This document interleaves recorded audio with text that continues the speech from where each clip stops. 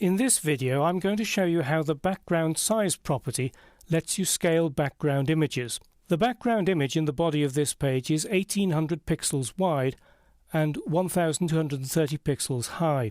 Its background position has been set to center top. At the moment it doesn't use the background size property, so the image is displayed at its normal dimensions. How much you see depends on the size of the browser window. So let's have a look at it quickly in a browser.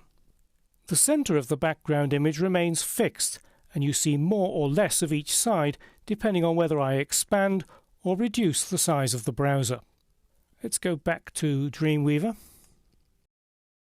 The background size property can take a value in pixels or a percentage. So let's start with that. This image is 1800 pixels wide, so I'll give it a background size of 450 pixels, which is 1/4 of the size. And let's just see what that does in live view. What has happened is that the image is now 1/4 of its original width, but the height remains the same. As a result, the image's aspect ratio is not maintained. In other words, its proportions are distorted. To maintain the aspect ratio, you need to specify a value for the height as well. So let's just do that. 308 pixels. And you see now that the aspect ratio has been maintained. So if you want to use a fixed size either in pixels or in percentages, you need to specify the width first, followed by the height. The latest versions of all browsers support background size, but to keep Firefox 3.6 happy, you need to also use the Moz vendor-specific prefix. So I'll just copy that and add Moz there. -Moz. So that'll keep Firefox 3.6 happy. If you know the size of the element that takes the background image, using the actual dimensions is fine, but often you don't know what the size will be. For these cases, the background size property provides two keywords, contain and cover, which are designed to preserve the image's aspect ratio automatically and scale it to fit the element.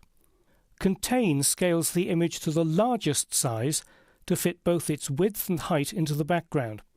Now that sounds simple enough, but look what happens if I use it on this page.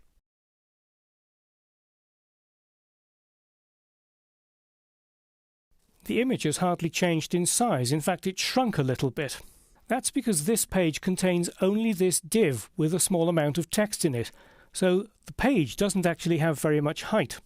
So to contain the background image's height in this small page, the largest size is actually smaller than the original. On the other hand, cover scales the background image to the smallest size it needs to be to include both the width and the height while maintaining its aspect ratio. Let's see how that works. Change it from contain to cover.